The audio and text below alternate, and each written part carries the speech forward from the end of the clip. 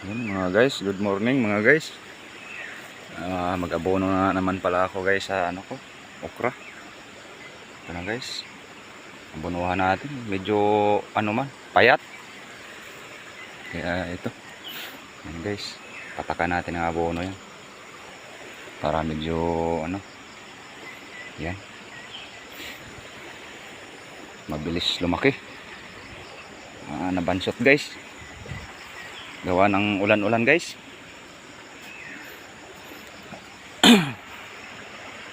Guys, unahan natin. So, hindi sila gaanong maano sa ulan. Guys, unahan natin ang ano.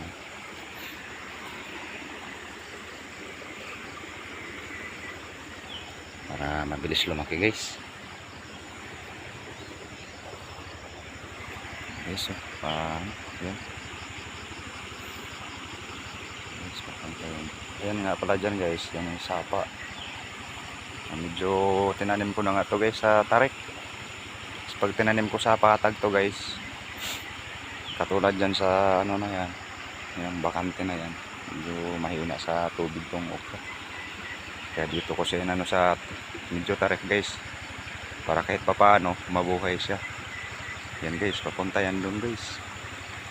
Ang natatanaw nyo na medyo malinis guys, ayan yan, mga okra yan guys. Kaya inabunuhan natin yan. Ayan guys, bit ko na lang kayo guys.